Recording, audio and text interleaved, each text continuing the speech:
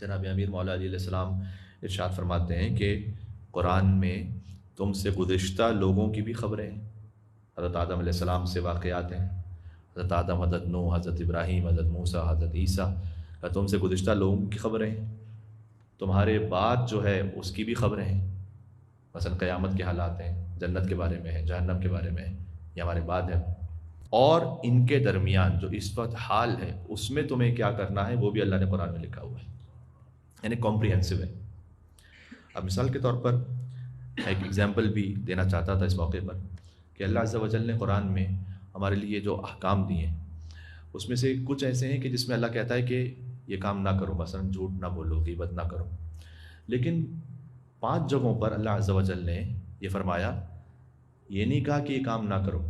فرمایا اس کے قریب بھی نہ جاؤ۔ دونوں میں فرق ہے، ایک ہوتا ہے کام نہ کرو، ایک اللہ تعالیٰ کہہ رہا ہے کہ نہیں اس کے قریب بھی خبردار نہیں جاؤ، یعنی سوچو نہیں اس کے بارے میں، اس کے لیے جو تمہید ہے، جو مقدمہ ہے، اس کو بھی فراہم نہ کرو، دور رہو اس سے۔ اس میں فرمایا لا تقربوا الفواحش، فحشا، ولگیرٹی، ما ظہر منہا وما بطن، چاہے کھل کر ہو یا چھپ کر ہو،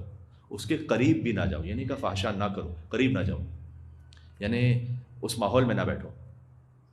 کبھی یہ ہے کہ انسان جانتا ہے کہ اگر وہ کہیں تنہائی میں ہے، اس کے پاس کوئی ایسا گیجٹ ہے جس کی وجہ سے وہ فحشہ میں مبتلا ہو سکتا ہے، کہ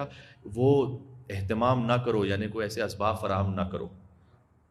یہ سورہ انعام میں فرمایا۔ پھر ایک اور موقع پر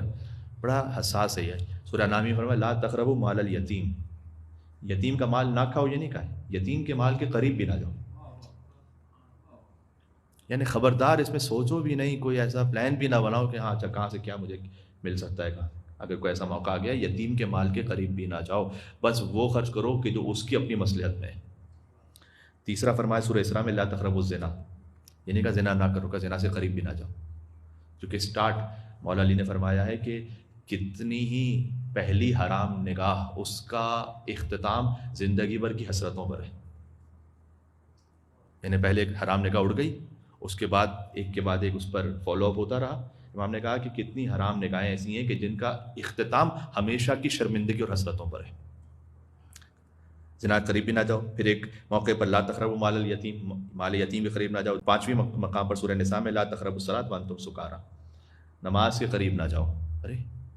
کیا مطلب وانتم سکارا، جب تم نشے کے عالم میں ہو، حتی تعلموا ما تقولون، تمہیں پتہ ہی نہ ہو کہ تم کیا کہہ رہے ہو، ایسی حالت میں نماز کے قریب نہ جاؤ، یعنی نماز پڑھو تو کم از کم پتہ دو کہ کیا کہہ رہے ہو۔ تو مولا علی نے فرمایا کہ قرآن میں گزشتہ کی خبریں ہیں، آئندہ کے حالات ہیں، جو کچھ تمہیں کرنا ہے وہ بھی ہے، اتنا کمپریہنسو ہے قرآن۔